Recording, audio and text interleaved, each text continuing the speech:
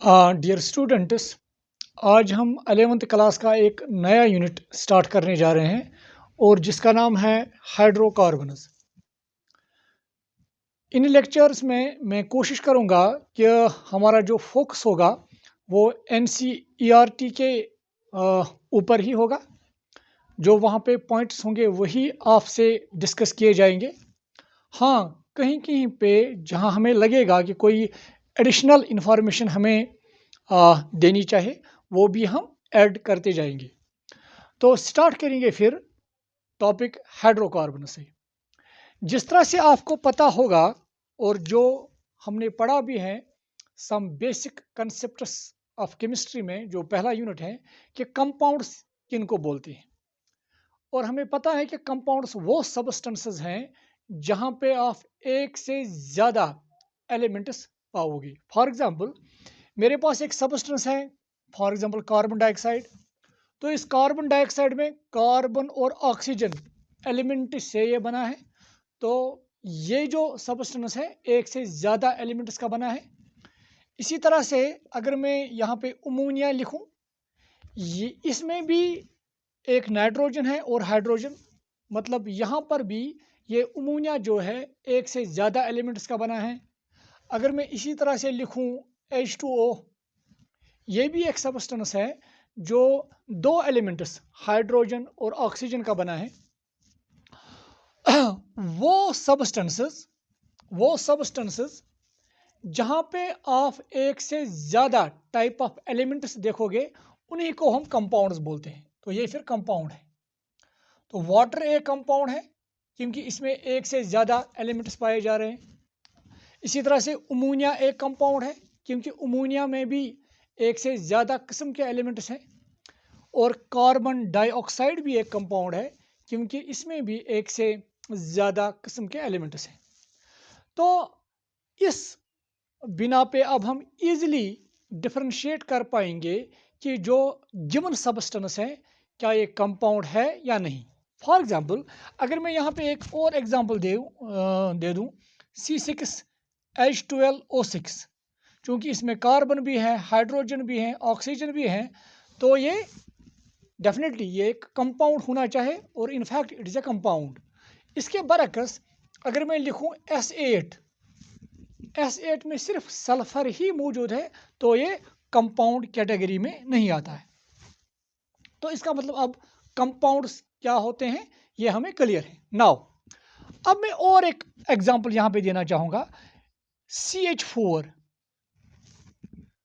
क्या ये कंपाउंड है? डेफिनेटली ये कंपाउंड है। और इस कंपाउंड में कार्बन एक एलिमेंट है और दूसरा एलिमेंट हाइड्रोजन है। ये सभी जो एग्जांपल्स हैं S8 के बगैर, ये सभी कंपाउंड्स के एग्जांपल्स हैं। मगर वो कंपाउंड जो यहाँ पे मैंने लिखा जिसमें सिर्फ कार्बन और हाइड्रोजन मौजूद है, इन कंपाउंड्स में से वो कंपाउंड जिसमें सिर्फ कार्बन और हाइड्रोजन मौजूद है, वो ये कंपाउंड है। वो कंपाउंड जिसमें सिर्फ कार्बन और हाइड्रोजन प्रेजेंट है, उन्हीं कंपाउंड्स को हम बोलते हैं हाइड्रोकार्बन। नाउ हाइड्रोकार्बन्स अब कैसे डिफाइन करेंगे हम? Hydrocarbons are compounds which contain carbon and hydrogen only. तो डेफिनेशन लिखेंगे यहाँ पे।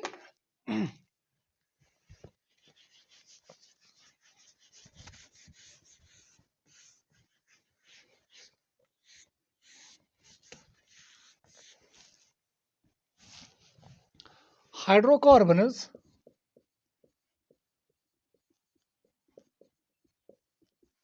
are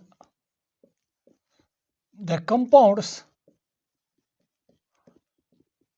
Hydrocarbons are the compounds of carbon and hydrogen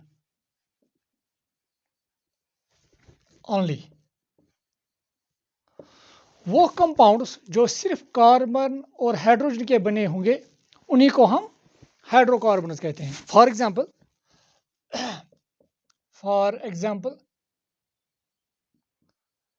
एक एग्जांपल में जो इससे पहले भी हमने डिस्कस किए हैं, दैट इज CH4, और इसका नाम क्या है? It is methane.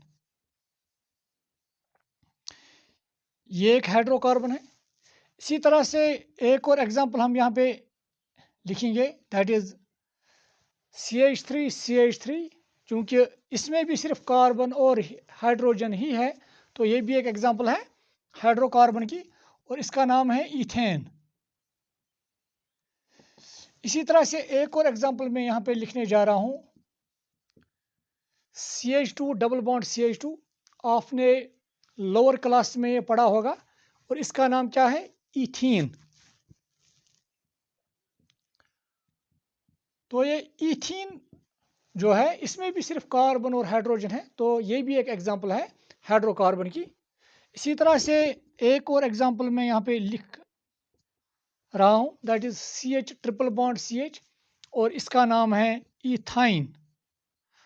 और ये ईथाइन भी एक हाइड्रोकार्बन की ही एग्जांपल है। इस ईथाइन का एक और नाम भी आप याद रखेंगे, it is also called acetylene. एक और एग्जांपल मैं यहाँ पे देना चाहूँगा, दैट इज दिस कंपाउंड। और इस कंपाउंड के बारे में आपने में भी सुना होगा, and this compound has a general formula C6H6। जो जो इसकी मॉलिक्यूलर फार्मूला है वो है C6H6। तो इसमें भी सिर्फ कार्बन और हाइड्रोजन ही है, तो ये भी एक एग्जांपल है हाइड्रोकार्बन की। और इस कंपाउंड का नाम क्या है, it is called benzene, it is benzene etcetera. तो ये कुछ एग्जांपल्स हैं हाइड्रोकार्बन्स की। अब ये जो हाइड्रोकार्बन्स हैं, ये हाइड्रोकार्बन्स हमें कहाँ से मिलते हैं? इनका जो मोस्ट इम्पॉर्टेंट नेचुरल सोर्स है इन हाइड्रोकार्बन्स का, दैट इज द पेट्रोलियम, जिसको हम क्रूड ऑयल से भी जानते हैं। तो ये आप नोट कीजिए। तो हम अब जानने की कोशिश करेंगे कि कहाँ कहाँ पे हमें ये हाइड्रोकार्बन्स अब मिलते हैं। आप यहाँ पे ये नोट कीजिए तब तक। नाउ अब मैं लिखने जा रहा हूँ जो इम्पॉर्टेंट सोर्स इन हाइड्रोकार्बन्स का है, नेचुरल सोर्स। ये जो हाइड्रोकार्बन्स हैं, जैसे कि यहाँ पे मैं फिर एग्जांपल लिखना चाहूँगा, मीथेन के बारे में अभी हमने पढ़ा थोड़ा बहुत कि ये मीथेन एक हाइड्रोकार्बन है। इसी तरह से CH3 जिसका नाम है ईथेन। इसी तरह से एक और C6H6 जिसका नाम बेंजीन है। ये कुछ हाइड्रोकार्बन्स के एग्जाम्पल्स हैं। और ये हाइड्रोकार्बन जो हैं, इनका जो main most important natural source है दैट इज पेट्रोलियम। तो ये पॉइंट आप यहाँ पे याद रखेंगे, the most important natural source of hydrocarbons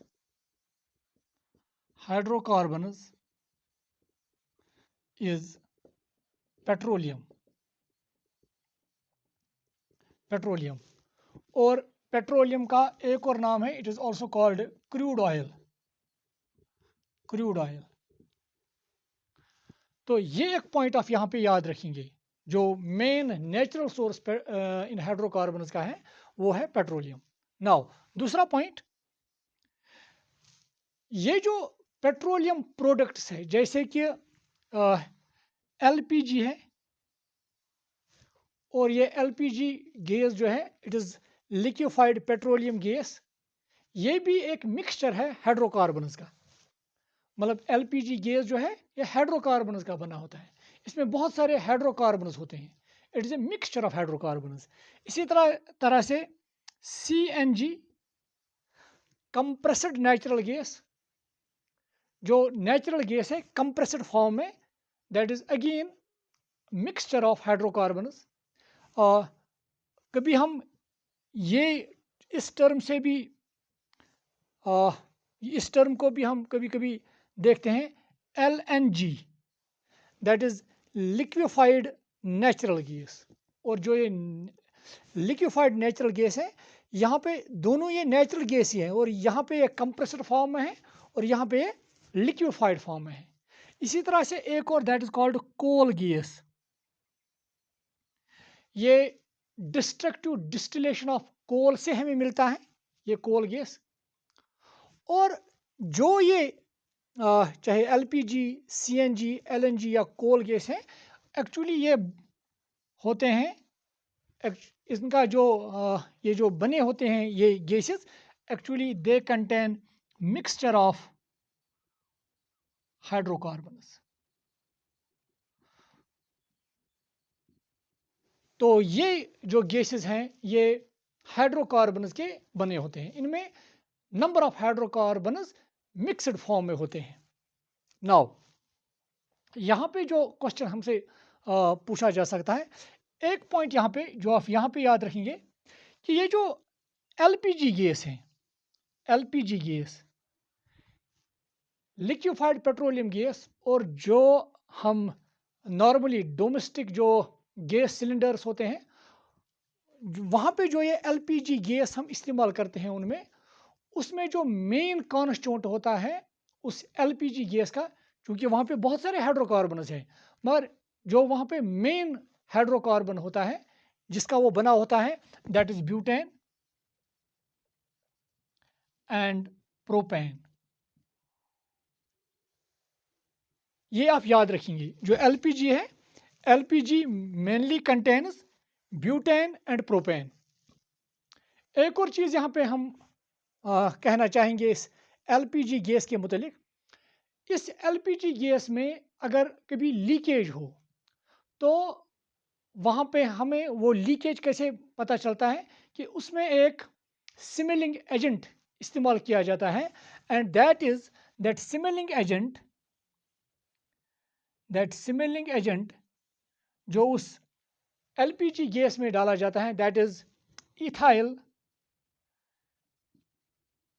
ethyl मरकैप्टेन।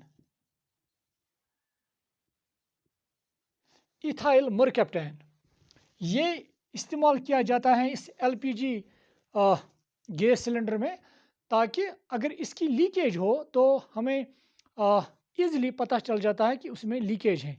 ये एक सिमिलिंग एजेंट उसमें इस्तेमाल किया जाता है। तो ये थे कुछ इंपॉर्टेंट पॉइंट्स LPG गैस के मुतलिक।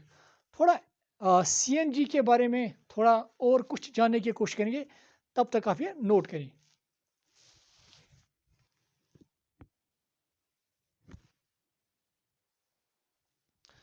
नाउ CNG के बारे में थोड़ा और जानने की कोशिश करेंगे।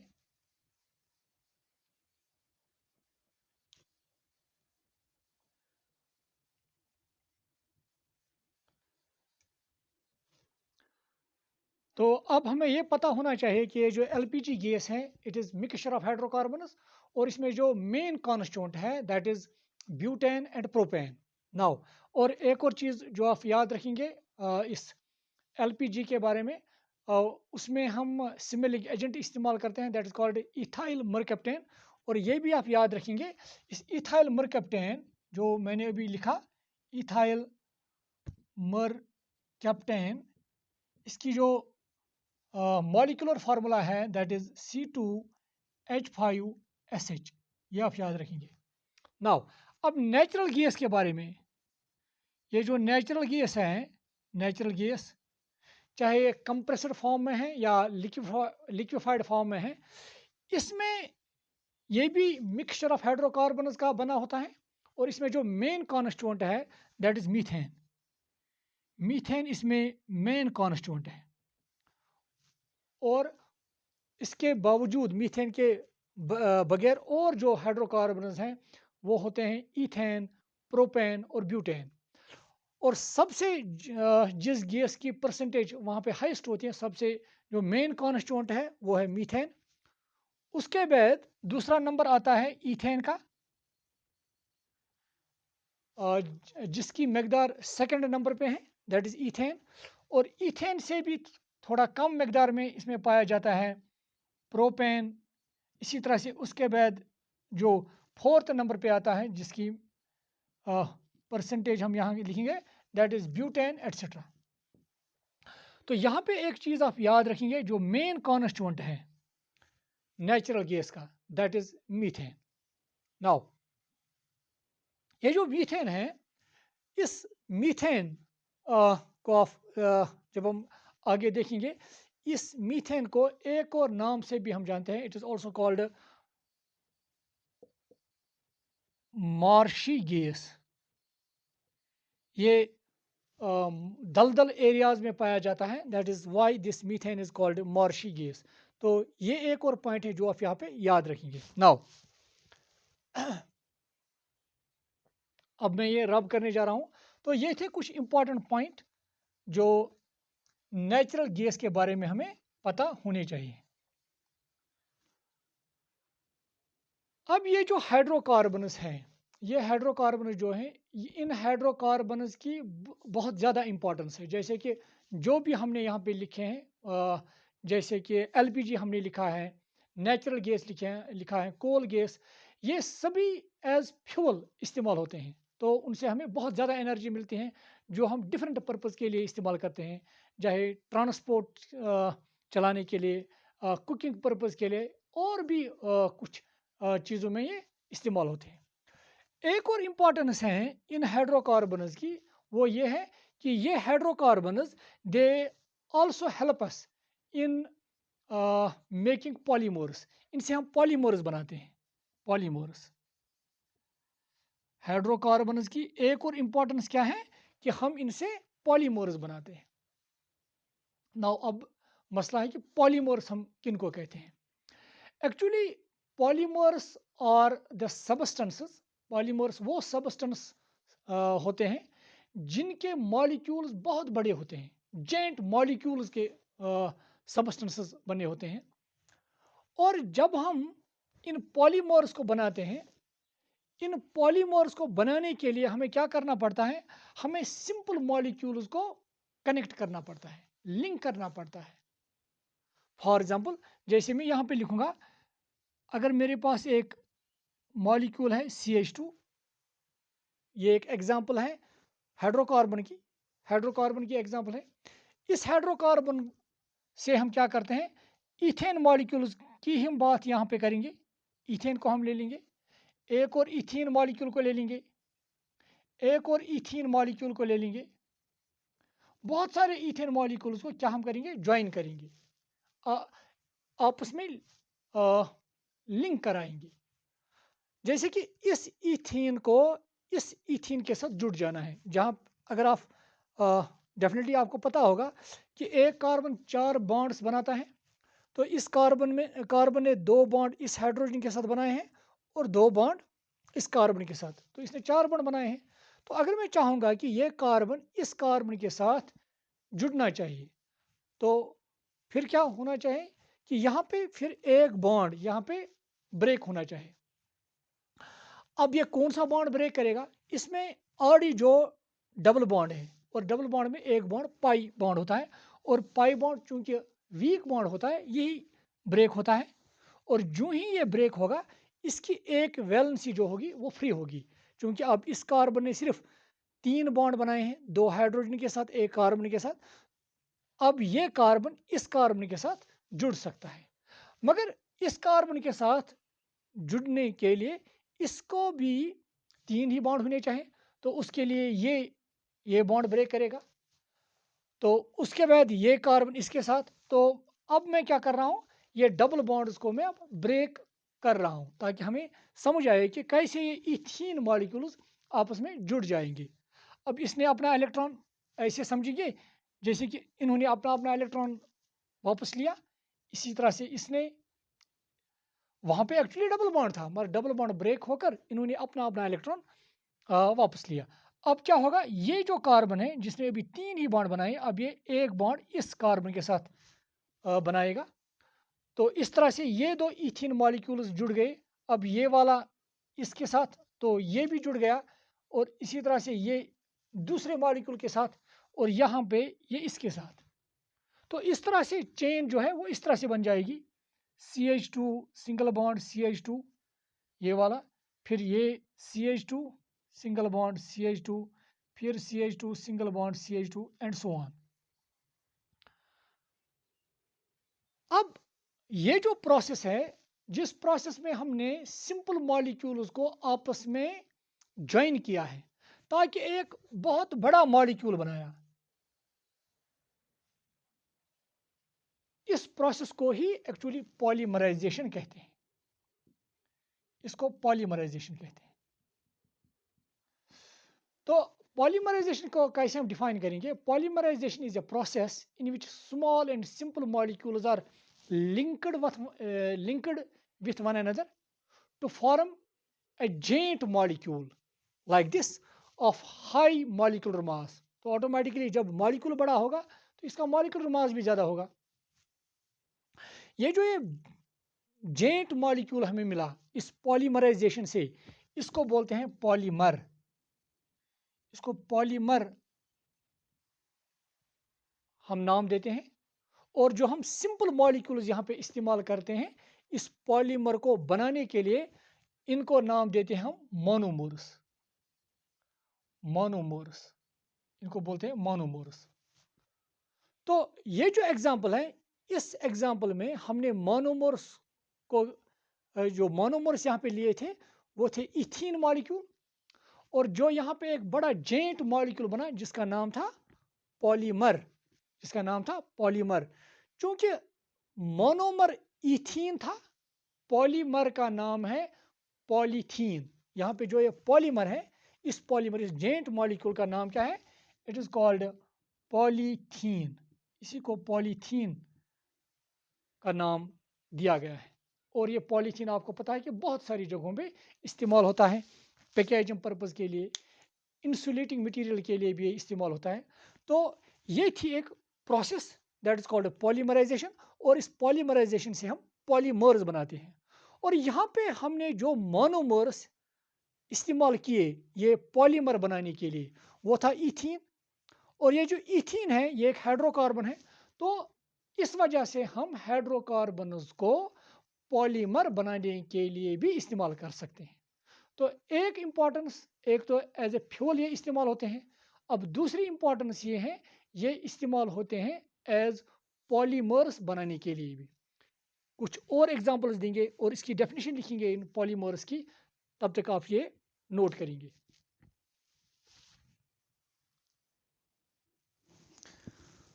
नाउ पॉलीमर्स को कैसे डिफाइन करेंगे, यहाँ पे मैं इनकी डेफिनेशन लिखने जा रहा हूँ।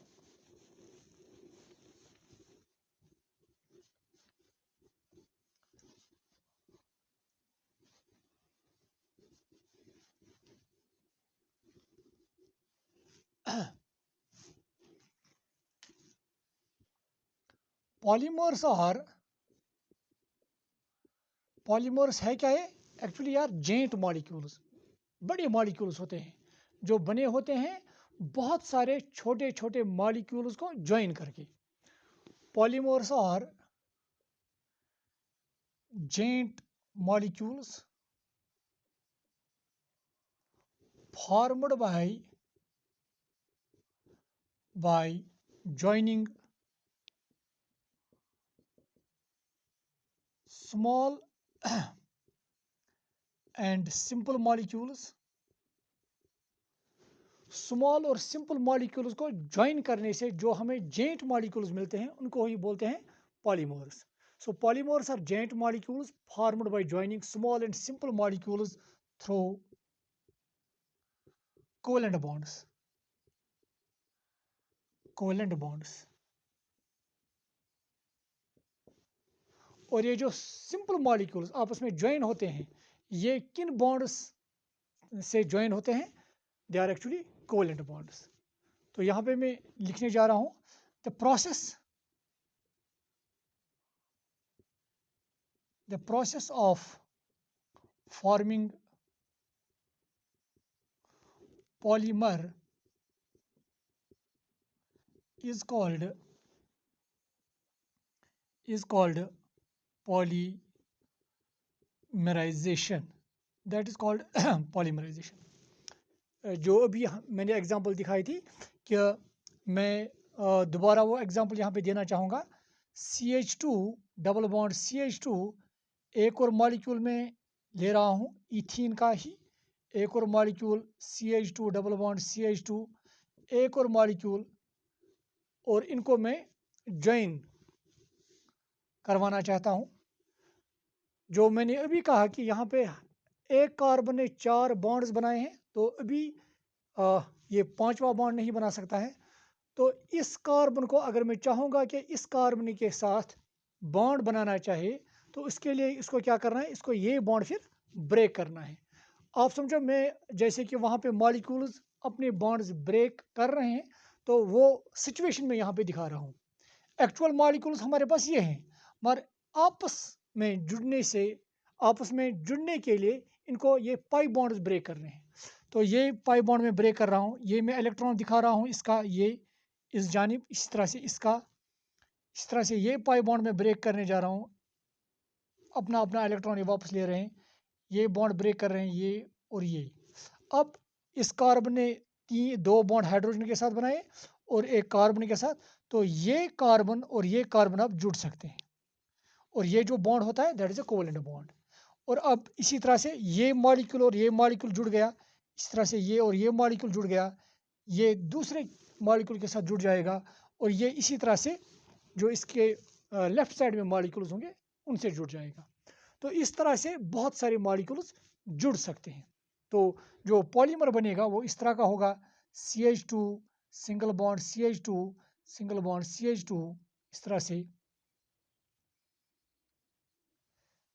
ये जो लाइन हम इस साइड राइट साइड में डाल रहे हैं, तो इसका मतलब है ये उस साइड से भी और जुड़ा हुआ है, और जो हम लेफ्ट साइड से ये लाइन दिखा रहे हैं, इसका मतलब वो इस साइड से भी जुड़ा हुआ है। तो ये एक्चुअली एक जेंट मॉलिक्यूल है जिसको हमने पॉलीमर का नाम दिया है, और ये जो सिंपल मॉलिक्यूल्स हैं इन्हीं को हमने मोनोमर्स का नाम दिया है। नाउ इसको आप कैसे लिखते हैं सिंपल तरीके से। अब हमें बहुत सारे मॉलिक्यूल्स दिखाने की ज़रूरत नहीं है, हम सिंपल क्या करेंगे, हम यहाँ पे लिखेंगे CH2 double bond CH2 ethene. क्योंकि कितने इथीन मॉलिक्यूल्स हमें चाहे ये पॉलीमर बनाने के लिए, बहुत सारे, तो बहुत सारे दिखाने के लिए सिंपली हमें क्या करना है, यहाँ पे n लिखना है। तो n जो होगा, n का वैल्यू बहुत बड़ा होगा, जो रिप्रेजेंट करता है कि हमने बहुत सारे इथीन मॉलिक्यूल्स को लिया है। तो ये इथीन मॉलिक्यूल्स अब एक दूसरे के साथ जुड़ जाएंगे, और उस प्रोसेस को बोलते हैं पॉलीमराइजेशन। पॉलीमराइजेशन, और उस पॉलीमराइजेशन से ये वाली चेन बन जाएगी, ये वाली चेन जो मैंने यहाँ पे दिखाया। अगर आपको ये अच्छे से दिख रहा है, तो ये वाली चेन बनेगी, बहुत लंबी चेन। तो अब आप क्या करेंगे, हमें ये लंबी चेन दिखाने की ज़रूरत नहीं है। हम क्या करेंगे, इसका एक रिपीटिंग यूनिट देखिए, लिखेंगे यहाँ पे। रिपीटिंग यूनिट मतलब अगर आप समझिए, CH2 सिंगल बॉन्ड CH2 ये एक रिपीटिंग यूनिट है, ये चेन इसी की रिपीटेशन है। तो हम लिखेंगे यहाँ पे एक repeating unit that is CH2 single bond CH2, और ये रिपीट हुआ है, तो इसका मतलब इस यूनिट के साथ इस साइड से भी और यूनिट्स इस जैसे ही जुड़े हैं, और लेफ्ट साइड से भी इस जैसे ही यूनिट जुड़े हैं। और कितने यूनिट्स हैं ये, बहुत सारे, तो यहाँ पर लिखेंगे n। तो अब हमें बहुत लंबी चेन बनाने की ज़रूरत नहीं है, तो हम इस तरह से लिखेंगे। और जो हम ये लिख रहे हैं, इसका मतलब है ये जो चेन है ये इन्हीं यूनिट्स की बनी है, बहुत सारे यूनिट्स हैं, और ये हमारे पास है अब पॉलीमर।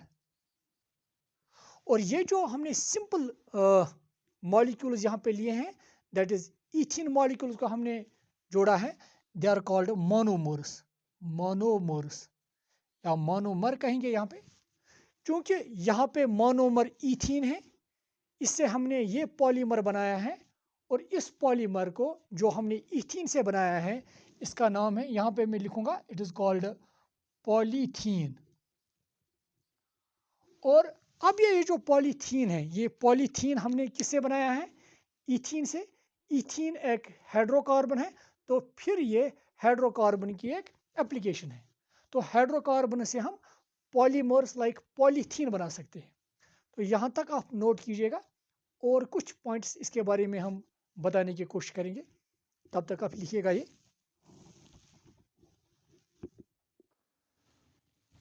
और कुछ एग्जांपल्स में कुछ पॉलीमर्स की दूंगा यहाँ पे।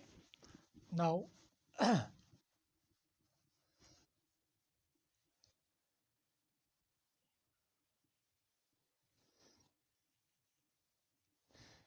ये वाली जो रिएक्शन मैंने यहाँ पे दिखाई थी कि ईथीन जब पॉलीमराइज होता है तो वहाँ पे एक पॉलीमर बनता है जिसका नाम है पॉलीथीन।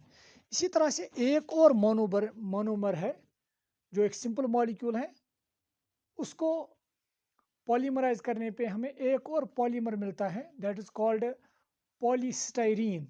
वो और ये स्टाइरीन क्या है, जिस तरह से ईथीन है इसी तरह से एक मॉलिक्यूल ये है CH डबल बॉन्ड CH2, मगर यहाँ पे इस C के साथ जुड़ा है C6H5 और इस मॉलिक्यूल का नाम है स्टाइरीन।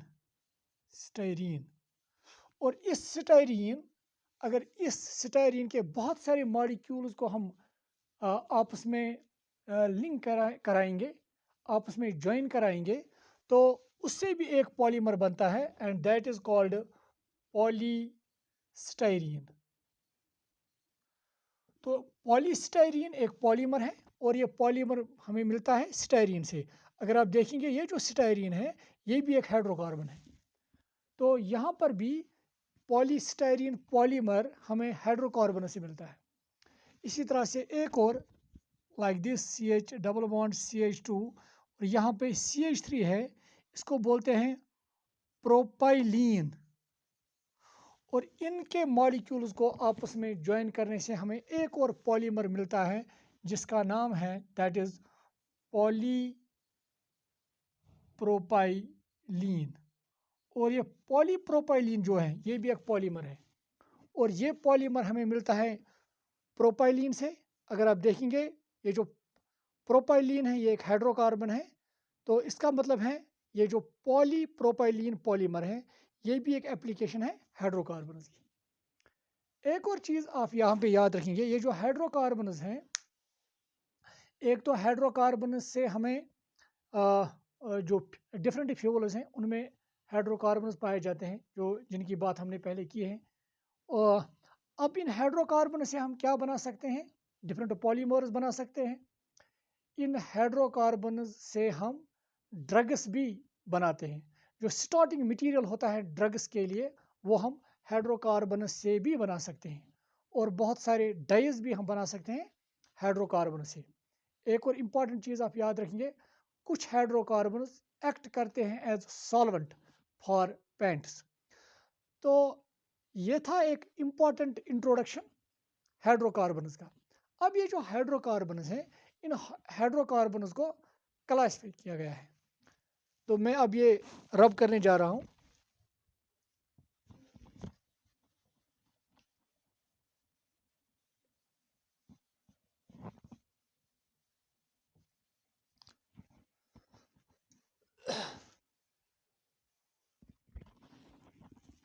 नाउ अब यहाँ पे मैं फिर कुछ हाइड्रोकार्बन्स की एग्जांपल देना चाहूँगा, जैसे कि CH3 सिंगल बॉन्ड CH3 ये भी एक हाइड्रोकार्बन है जिसका नाम है ईथेन। इसी तरह से CH3 single bond CH2 CH3 इसका नाम है प्रोपेन। एक और हाइड्रोकार्बन है CH3 single bond CH double bond CH2 इसका नाम है प्रोपीन। इसी तरह से CH ट्रिपल बॉन्ड CH इस हाइड्रोकार्बन का नाम है इथाइन। एक और हाइड्रोकार्बन की एग्जाम्पल मैं यहाँ देना चाहूँगा लाइक दिस, जिसका नाम मैंने अभी इसी लेक्चर में आपको बताया था, दैट इज बेंजीन। नाउ अब हाइड्रोकार्बन्स क्या है हमें पता है। अब इन हाइड्रोकार्बन्स को क्लासिफाई किया गया है मेनली 3 कैटेगरीज में, और ये जो 3 कैटेगरीज हैं एक मैं चाहूँगा कि आप ये नोट करें, 1 मिनट मुझे लग जाएगा यहाँ पे।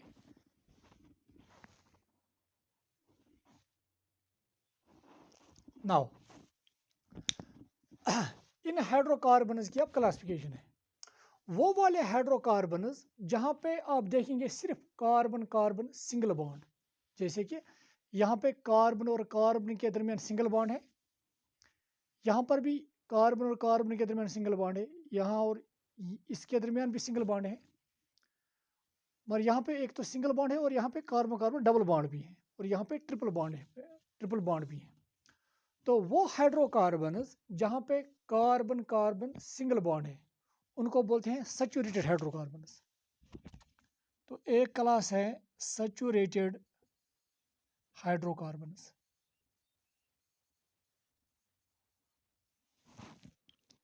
अब सैचुरेटेड हाइड्रोकार्बन्स कौन से हाइड्रोकार्बन्स है? वो hydrocarbons which contain carbon carbon single bond only, जिनमें सिर्फ कार्बन कार्बन सिंगल बॉन्ड पाया जाता है, मतलब कार्बन कार्बन के दरमियान। वहाँ पे इनफैक्ट कार्बन और हाइड्रोजन के दरमियान भी सिंगल बॉन्ड ही होता है, मगर हम कार्बन की बात कर रहे हैं यहाँ। वो हाइड्रोकार्बन्स जहाँ पे कार्बन कार्बन सिंगल बॉन्ड पाया जाता है उनको हम सैचुरेटेड हाइड्रोकार्बन्स कहते हैं। और वो हाइड्रोकार्बन्स जहाँ पे आप कार्बन एटम्स के दरमियान मल्टीपल बॉन्डिंग देखेंगे। मल्टीपल बॉन्डिंग का मतलब डबल बॉन्ड या ट्रिपल बॉन्ड, जैसे कि ये वाला ये एक एग्जांपल है, यहाँ पे आप डबल बॉन्ड देख रहे हैं यहाँ पे। तो ऐसे हाइड्रोकार्बन्स जहाँ पे मल्टीपल बॉन्डिंग होगी कार्बन एटम्स के दरमियान, इनको बोलते हैं unsaturated hydrocarbons. Unsaturated hydrocarbons.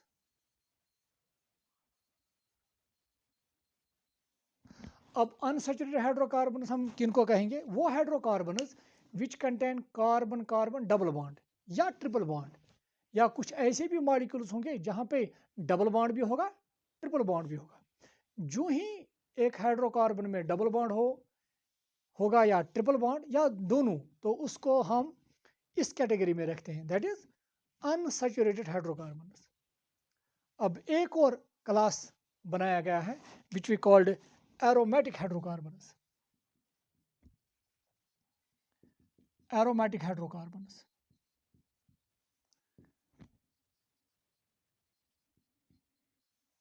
Aromatic hydrocarbons.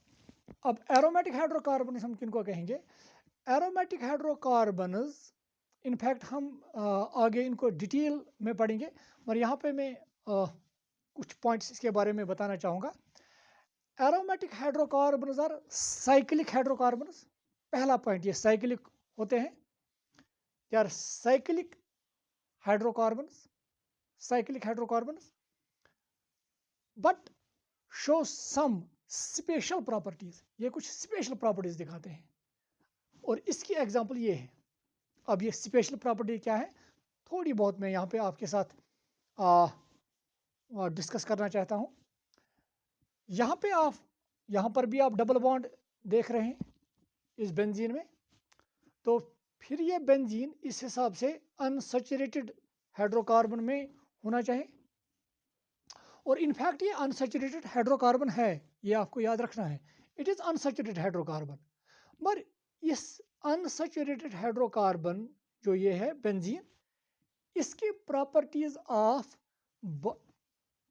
इन ये जो अनसैचुरेटेड हाइड्रोकार्बन्स हैं इनसे टोटली डिफरेंट पाओगे। बहुत सारी प्रॉपर्टीज जो होंगे वो इस अनसैचुरेटेड हाइड्रोकार्बन की होगी। जो ये बेंजीन है, जो एक अनसैचुरेटेड हाइड्रोकार्बन है, वो इनसे डिफरेंट होगी। तो यही वजह है कि इसको एक अलग क्लास में रखा गया है, that is aromatic hydrocarbons. Now यहाँ पे अब हम डिफाइन करेंगे saturated hydrocarbons. These are the hydrocarbons. These are the hydrocarbons which contain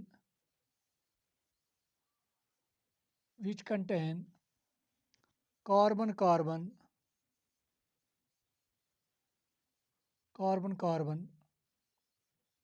single bonds.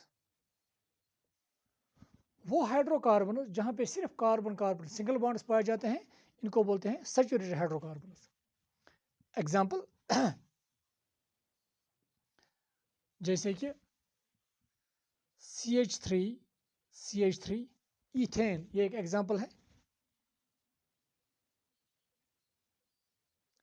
इसी तरह से यहाँ पे प्रोपेन भी एग्जाम्पल है। यहाँ पर भी कार्बन कार्बन सिर्फ सिंगल बॉन्ड ही पाया जाता है, so it is also example of saturated hydrocarbon.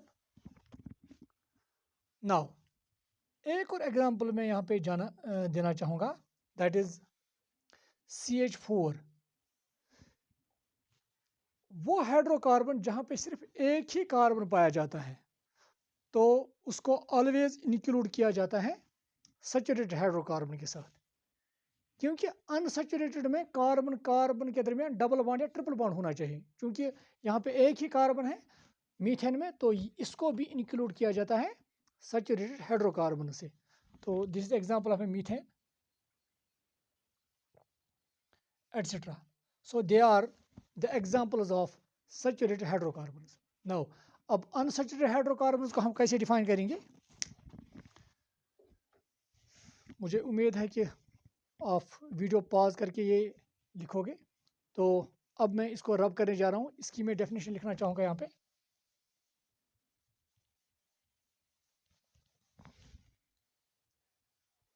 Unsaturated hydrocarbons,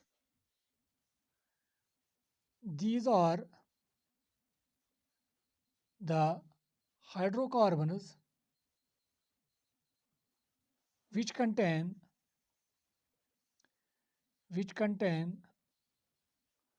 carbon carbon double, which contain carbon carbon double bond, triple bond और बोथ। वो हाइड्रोकार्बन जहाँ पे आप कार्बन कार्बन डबल बॉन्ड पाओगे या ट्रिपल बॉन्ड या दोनों, वो किस कैटेगरी में आएंगे? अनसैचुरेटेड हाइड्रोकार्बन में। एग्जांपल यहाँ पे मैं देना चाहूँगा। For example CH2 double bond CH2 ethene की एग्जांपल है, तो ईथीन किस कैटेगरी में आएगा? अनसैचुरेटेड में। इसी तरह से CH ट्रिपल बॉन्ड CH, यहाँ पर भी ट्रिपल बॉन्ड पाया जाता है, इथाइन इसका नाम है, तो ये किस कैटेगरी में आएगा? अनसैचुरेटेड। एक और एग्जांपल मैं यहाँ लिखना चाहूँगा, CH3 CH double bond CH single bond CH2 CH2C triple bond CH। अब इसका क्या नाम है वो हम यहाँ पे डिस्कस नहीं करेंगे। कम से कम अगर आप ये मॉलिक्यूल देखेंगे, इस मॉलिक्यूल में यहाँ पे डबल बॉन्ड भी है और यहाँ पर मैंने ट्रिपल बॉन्ड भी दिखाया है, तो ये भी किस कैटेगरी में आएगा? It is again unsaturated hydrocarbon. Anyway इसका नाम क्या आएगा लिखने की कोशिश करूँगा मैं यहाँ पे। 1 2 3 4 5 6 7। अगर आपने नॉमेनक्लेचर आपका क्लियर होगा तो आप इजीली इसका नाम दे सकते हैं। 7 है तो इसका नाम आएगा हेप्ट। अब डबल बॉन्ड भी है, ट्रिपल बॉन्ड भी है। पहले हम डबल बॉन्ड लिखते हैं, दैट इज इन, और इन 5 पोजीशन पे है, तो यहाँ पे लिखेंगे 5 इन। इसका लास्ट ही ड्रॉप होगा। क्यों होगा? ये रूल्स जो बेसिक ऑर्गेनिक केमिस्ट्री है, some basic concepts of organic chemistry, उसमें आप ये देखेंगे 5 इन एंड 1 आइन, इसका नाम आएगा 1 2 3 4 5 6 7 हेप्ट 5 इन 1 आइन, ये इसका नाम है। तो चूंकि इस हाइड्रोकार्बन में डबल बॉन्ड भी है, ट्रिपल बॉन्ड भी है, ये आएगा फिर अनसैचुरेटेड हाइड्रोकार्बन्स की कैटेगरी में। अब एरोमेटिक हाइड्रोकार्बन्स को मैं यहाँ पे डिफाइन करना चाहूँगा। आप ये तब तक नोट करेंगे। अब मैं उसके बाद ये रब करूँगा। नाउ एरोमेटिक हाइड्रोकार्बन्स को डिफाइन करेंगे यहाँ पे, तो मैं अब ये रब करने जा रहा हूँ।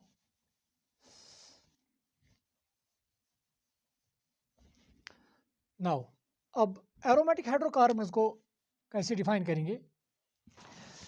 एरोमेटिक हाइड्रोकार्बन्स वो हाइड्रोकार्बन्स हैं जो साइक्लिक हैं, cyclic, and in fact these are the special type of cyclic hydrocarbons. तो यहाँ पे मैं पहला पॉइंट लिखूंगा, they are special type of cyclic hydrocarbons. Cyclic है मगर स्पेशल। अब ये स्पेशल क्यों है, थोड़ा बहुत मैं यहाँ पे बताना चाहूँगा। जब हम अनसैचुरेटेड हाइड्रोकार्बन्स की बात करते हैं, जैसे कि यहाँ पे मैं एक एग्जांपल लिखूंगा, CH2 डबल बॉन्ड CH2। तो यहाँ पे एक पाई बॉन्ड में दिखा रहा हूँ, और जहाँ कहीं पे पाई बॉन्ड होता है तो इस पाई बॉन्ड के टूटने के चांसेस बहुत ज़्यादा होते हैं। मतलब हम ये पाई बॉन्ड ईजिली ब्रेक कर सकते हैं, और जो ही ये पाई बॉन्ड ब्रेक होगा तो ऑटोमेटिकली इसके साथ कोई रिएजेंट ईजिली जुड़ सकता है, इसके साथ ईजिली जुड़ सकता है। मतलब पाई बॉन्ड जो ही ब्रेक होगा तो इसको हम ऐड कर सकते हैं, कोई रिएजेंट वहाँ पे ईजिली ऐड होता है। और जनरली ये होता है, जहाँ कहीं पर आप डबल बॉन्ड या ट्रिपल बॉन्ड पाओगे तो वहाँ पे हम ईजिली किसी रिएजेंट को ऐड कर सकते हैं। जनरली ये कंडीशन है। पर ये जो एरोमेटिक हाइड्रोकार्बन्स हैं, दे आर साइक्लिक, जो यहाँ पे मैंने एग्जांपल दिखाई है, और यहाँ पे हमें लग रहा है कि यहाँ पे पाई बॉन्ड्स हैं, तो उस हिसाब से हमें ये लग रहा है कि यहाँ पर भी पाई बॉन्ड ईजिली ब्रेक होना चाहिए और वहाँ पे कुछ हम ईजिली ऐड कर सकते हैं। पर देखा गया है ये जो पाई बॉन्ड्स हैं ये ईजिली ब्रेक नहीं होते हैं, और इन कंपाउंड्स को हम ईजिली कोई reagent ऐड भी नहीं कर पाते हैं। In fact they show resistance towards addition, ये एडिशन होने के लिए रेजिस्टेंस दिखा रहे हैं। तो यही वजह है कि एक प्रॉपर्टी जो मैंने यहाँ पे बताई कि they are special type of cyclic hydrocarbons. तो यहाँ पे मैं लिखूंगा, they are special type of cyclic hydrocarbons and they show resistance towards addition reaction। अब यहाँ पे आप एक पॉइंट यहाँ पे नोट करेंगे, मैंने यहाँ पे लिखा दे शो रेजिस्टेंस। इसका ये हरगिज मतलब नहीं है कि हम इसको ऐड नहीं कर पाएंगे, कुछ हम ऐड कर सकते हैं, बट इसकी एडिशन हम इजीली नहीं कर पाते हैं। That is the point, they show resistance towards addition reaction. मतलब अगर हम चाहेंगे कि इसको कुछ ऐड करना, कोई रिएजेंट को यहाँ पे ऐड करना चाहेंगे, तो हमें कुछ ड्रास्टिक कंडीशंस पहले पैदा करनी पड़ेगी, तब भी हम ऐड कर सकते हैं। तो नॉर्मली क्या करता है, ये रेजिस्टेंस दिखाता है एडिशन रिएक्शंस के लिए। और एडिशन रिएक्शन नॉर्मल जो हाइड्रोकार्बन्स हैं जिनके पास डबल बॉन्ड या ट्रिपल बॉन्ड होता है, वहाँ पे नॉर्मली एडिशन रिएक्शन होती है। यहाँ पर भी डबल बॉन्ड दिख रहा है, मगर यहाँ पे डबल बॉन्ड को हम इजीली ब्रेक नहीं कर पाते हैं, या हम ये कहेंगे कि यहाँ पे हम किसी रिएजेंट को इजीली ऐड नहीं कर पाते हैं। So they show resistance towards addition reaction. तो यहाँ पे अभी आप ये पॉइंट याद रखेंगे, they are special type of cyclic hydrocarbons, ये साइक्लिक होते हैं, and they show resistance towards addition reaction. अब हमने ये पॉइंट क्यों लिखा है, क्योंकि डबल बॉन्ड की बेसिस पे नॉर्मली जब कहीं पे डबल बॉन्ड होगा तो वहाँ पे पॉसिबिलिटी होती है कि वो जनरली नॉर्मली एडिशन रिएक्शंस दिखाते हैं, मगर ये वाले कंपाउंड्स नॉर्मल कंडीशंस पे एडिशन रिएक्शंस नहीं दिखाते हैं, and that is the reason कि इनको हम एक सेपरेट ग्रुप में रखते हैं। तो ये थी क्लासिफिकेशन ऑफ हाइड्रोकार्बन्स। अब यहाँ पे अब हमें 3 क्लास मिले हैं, एक तो सैचुरेटेड, दूसरा अनसैचुरेटेड, और तीसरा एरोमेटिक। अब इनमें ये जो सैचुरेटेड हाइड्रोकार्बन्स हैं, इनके और 2 क्लासेस बनाए गए हैं। अब वो 2 क्लासेस क्या हैं वो मैं यहाँ पे लिखना चाहूँगा। मैं यहाँ पे अब ये रब करने जा रहा हूँ, फिर भी मैं यहाँ पे कहना चाहूँगा, ये जो एरोमेटिक हाइड्रोकार्बन्स हैं इसको हमें आगे बड़ी डिटेल से पढ़ना है, किस तरह की स्पेशल प्रॉपर्टीज ये एरोमेटिक हाइड्रोकार्बन्स दिखाते हैं। नाउ अभी मैंने आपको एक एग्जांपल दिया है कि जो सैचुरेटेड हाइड्रोकार्बन्स हैं ये वो हाइड्रोकार्बन्स हैं जहाँ पे कार्बन कार्बन सिंगल बॉन्ड पाया जाता है। जैसे कि यहाँ पे मैंने एक एग्जांपल लिखी थी CH3 सिंगल बॉन्ड CH3 जिसका नाम है ईथेन। एक और एग्जांपल मैं यहाँ पे देना चाहूँगा CH3 single bond CH2 CH3 जिसका नाम है प्रोपेन। और एक एग्जांपल ये भी मैं लिख सकता हूँ CH2 single bond CH2 single bond CH2 single bond CH2 like this. यहाँ पर भी कार्बन कार्बन सिंगल बॉन्ड है, ये भी एक हाइड्रोकार्बन है और ये भी इसी कैटेगरी में आता है सैचुरेटेड हाइड्रोकार्बन। और इस को हम आपको पता होगा जो some basic concept of organic chemistry हैं, इसको हम सिंपली पॉलीगन स्ट्रक्चर से दिखाते हैं। तो हम सिंपली इसको ऐसे दिखाते हैं, ये जो वर्टेक्स है इट रिप्रेजेंट्स कार्बन और ये रिप्रेजेंट करता है, ये जो साइड है it represents carbon carbon bond और ये भी है कार्बन कार्बन बॉन्ड। तो इस कार्बन ने दो बॉन्ड्स बनाए हैं कार्बन के साथ और यहाँ पे दो हाइड्रोजन है जो हम दिखाते नहीं हैं। तो बाय डिफ़ॉल्ट ये पता होता है कि वहाँ पे दो हाइड्रोजन है। इसी तरह से ये कार्बन इसने एक बॉन्ड इस कार्बन के साथ बनाया और एक इसके साथ, तो यहाँ पर दो हाइड्रोजन है।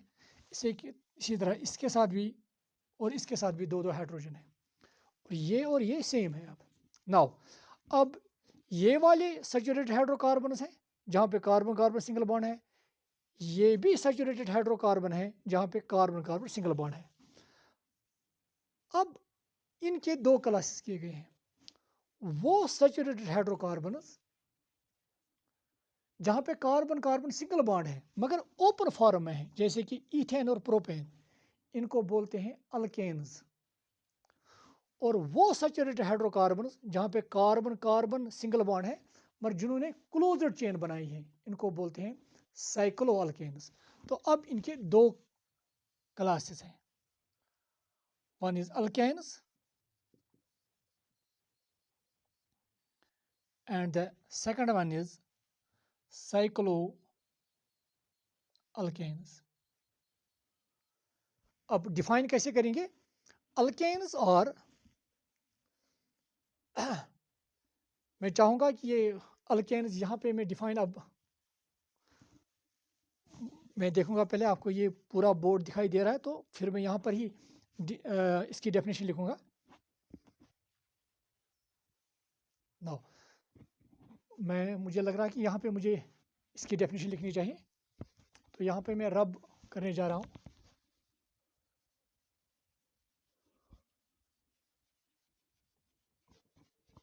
नाउ अब अल्केन्स को कैसे डिफाइन करेंगे? अल्केन्स और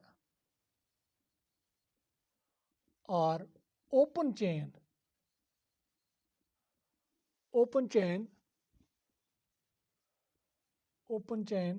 hydrocarbons which contain carbon carbon single bond.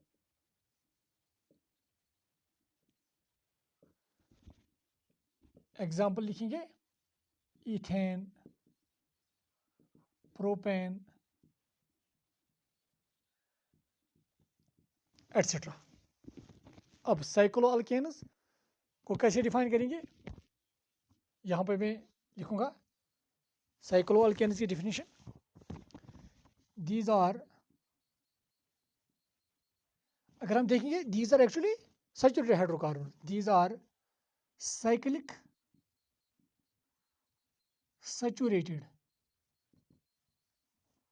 Hydrocarbons. Simple,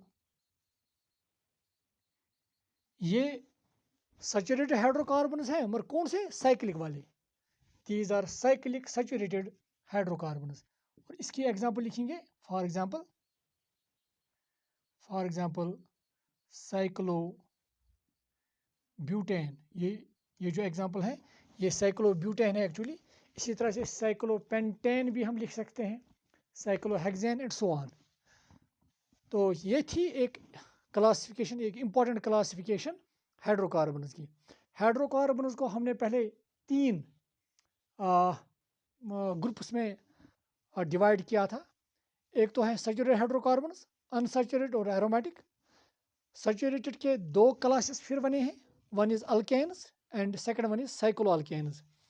alkanes actually क्या है, अगर हम यहाँ पे देखिए, alkanes are open chain hydrocarbons which contain carbon carbon single bonds, या सिंपली ऐसे हम लिख सकते हैं अल्केन्स एक्चुअली क्या है, दे आर सैचुरेटेड हाइड्रोकार्बन्स। मगर कौन से saturated hydrocarbons? Open chain saturated hydrocarbons. आप सिंपल इतना ही लिख सकते हैं, alkanes are open chain saturated hydrocarbons. और इसी तरह से साइक्लो अल्केन्स क्या है, these are cyclic saturated hydrocarbons.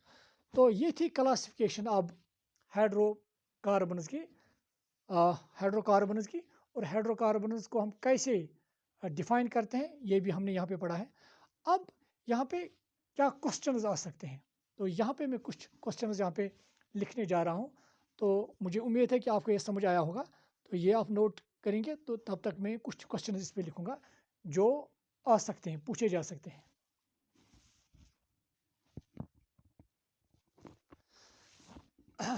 Now dear students, ये है कुछ क्वेश्चंस जो टॉपिक हमने पढ़ा, उस पर इस किस्म के क्वेश्चंस हमसे पूछे जा सकते हैं।